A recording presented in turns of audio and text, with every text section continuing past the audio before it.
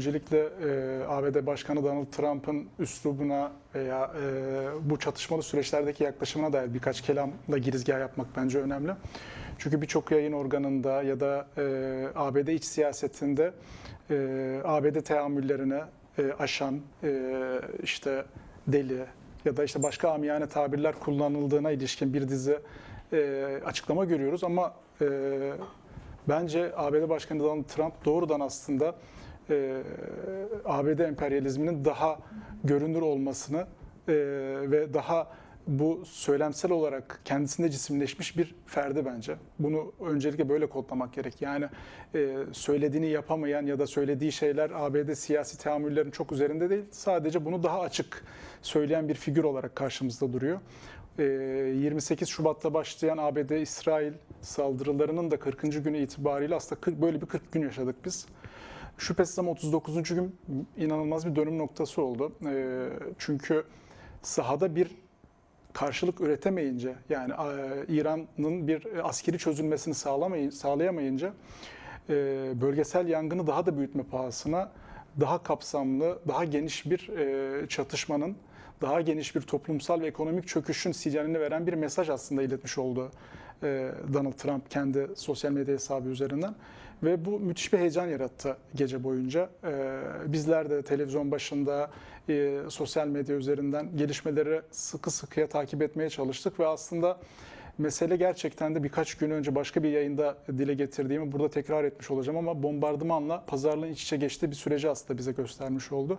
Çünkü aslında bir yandan askeri tehditler veya saldırılar tırmandıkça bunun aslında bir siyasi sonuç üretmesi hedeflenerek aslında Trump tarafından bu dillendirilmiş oluyor.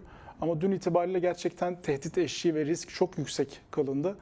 Ama İran bu riski gördü diye düşünüyorum. Çünkü siz de daha demin haberinizde dile getirdiniz. Bu riski gördüğü için aslında kritik tesislerin etrafında bir halk seferberliği yarattı. Ateşkes ya da anlaşma zemini yoklaması kendisinden doğru gelmedi. Misilleme saldırılarını devam ettirdi aynı süre içerisinde. Hem Körfez'deki ABD üslerine hem İsrail'e yönelik misilleme saldırılarını devam etti. Yani aslında bu resti gördüğünü aslında sahadaki bu gelişmelerden doğru söylüyorum. Ve günün sonunda aslında zaten bir süredir ABD'nin ittirmesiyle diyeceğim bunu. Amiyane ama gerçekten öyle. Pakistan'ın arabuluculuğunda, Pakistan Başbakanı Şahbaz Şerif'in ve bu süreçte aslında öne çıkan bir diğer isim olan Genelkurmay Başkanı Asım Münir'in arabuluculuğunda aslında taraflara bir çağrı yapıldı ve ABD Başkanı bu çağrıya günün sonunda olumlu yanıt vermiş oldu. Özetle durum bundan ibaret. Ama şüphesiz taraflar buradan iki tarafta buradan bir zafer anlatısı çıkardı. Çünkü ihtiyaçları da var. Ama bu meselenin aslında İran tarafında daha büyük karşılık yaratması şüphesiz. Bunun altını çizmem gerekiyor. Çünkü günün sonunda mesele İran'da bir rejim değişikliği ve İran yönetiminin alt üst oluşuyla değil, Hürmüz meselesine sıkışmış oldu. Yani aslında Hürmüz'de sıkışan bir ABD-İsrail ekseni olmuş oldu ve aslında evdeki hesaplar çarşıya uymadı mı? Gerçekten ABD tam olarak bunu söyleyebiliriz. Uymadı ve günün sonunda aslında ABD Başkanı'nın da işte bugün İsrail medyası da benzer haberler yaptı. İşte son dakikada haberdar edildik süreçten vesaire şeklinde. Bu boşuna değil.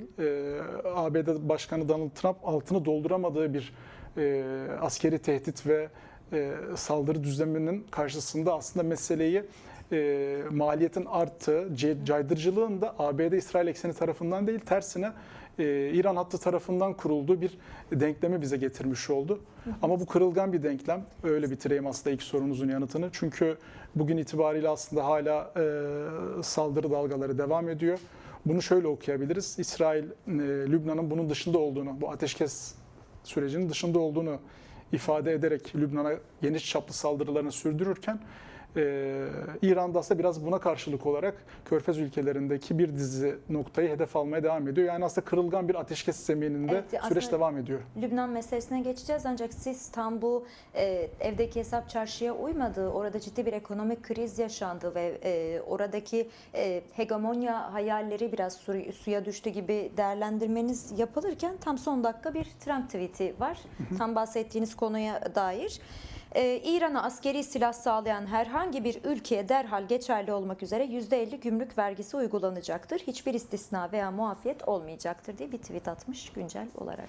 Ya, ABD Başkanı Donald Trump'ın bu süreçte yapacağı her türlü açıklamaya gerçekten dikkatli okumak lazım. Burada da aslında uzunca bir süredir aslında İran'ın kendi kapasitesini yok etmeden bahsederken ya da kendi kapasitesiyle yapmış olduğu işte vekil güç olarak addettiği Yemen, Irak, Yemen, Irak, Lübnan hattını ifade ederken bugün aslında diğer ülkelere çubuğu bükmesi biraz bu sıkışmışlığın aslında başka bir görünümü olarak ben okuyorum. Çünkü evet, çatışma boyunca 40 gün boyunca ABD'nin aslında diğer büyük güçlerin bu savaşa dahil noktasında ABD basınına yansıyan ama ABD'li yetkililerin doğrudan ifade etmediği bir gerçeklik vardı. Yani burada kastımız Çin ve Rusya. Ama her halükarda bu çatışma düzlemi ABD'nin istediği gibi öyle kısa süre içerisinde İran'da rejimin değiştiği ya da rejimin askeri kapasitesinin çok kısa süre içerisinde yerle bir edildiği bir denklem oluşturmadı. Evet, kırılgan bir ateşkes var. Büyük ihtimalle bu noktada İsrail'in tutumu, daha doğrusu ABD'nin İsrail'e yönelik tutumu belirleyici olacak diyebilirim.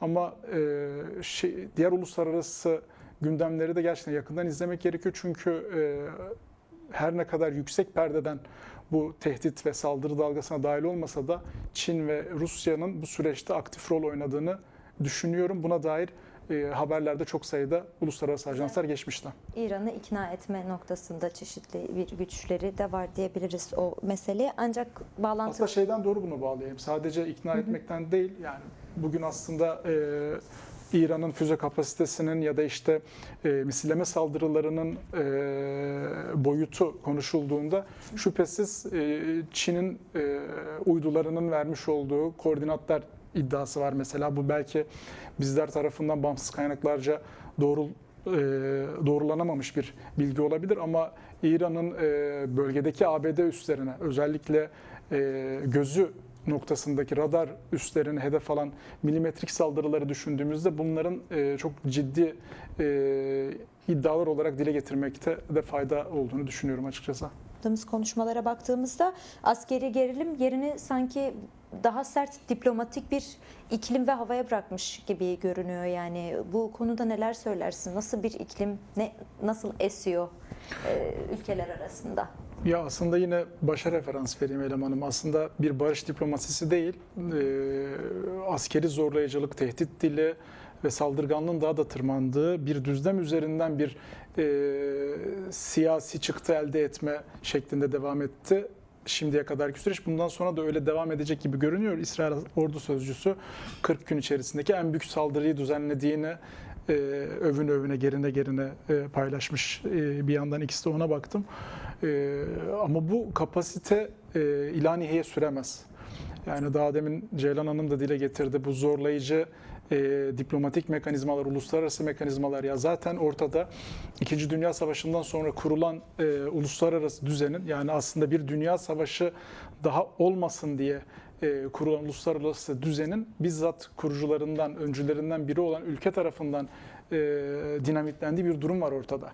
Yani ne Birleşmiş Milletler, ne mülteci örgütleri, ne Uluslararası Kızılaç, ne Uluslararası Atom Enerji Ajansı, yani başında uluslararası ifadesi olan hiçbir kurumun uluslararası konsensüsle kurulup da bir caydırıcılık tesis etmesi noktasında altını doldurduğumuz bir düzlem kalmış durumda değil ne yazık ki. Bağımsız değil çünkü. Kesinlikle. Yani hepsi bahsettiğimiz o emperyalist ülkelerle birlikte çalışan bir oluşum. Kesinlikle öyle. Yani o yüzden mesela şunu düşündüğümde çubuğu direkt Gazze'ye büküyorum. Yani katliamı, soykırımı canlı yayında izleyip insanlık suçlarının hangi birine kınama, hangi birine yetişme noktasında bir gazeteci olarak dahi tıkandığımı hissettiğim anlar söz konusu olduğunda bugün Lübnan'da onun sadece bir mikro örneğini görüyoruz. İşte ABD-İsrail ekseninin İran saldırıları diyoruz. Ya 185 tane kız öğrenci ve öğretmenin öldürülmesiyle başlamış bir saldırı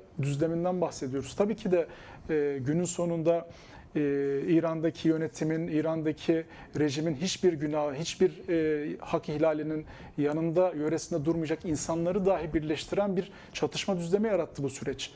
Yani hasbelkader sosyal medyada bazı videolarda takip ediyorum, görüyorum.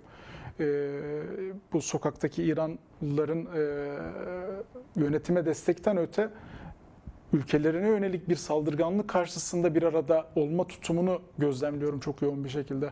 Ve mesela önemli bir kısmı şu şekilde başlıyor konuşmaya.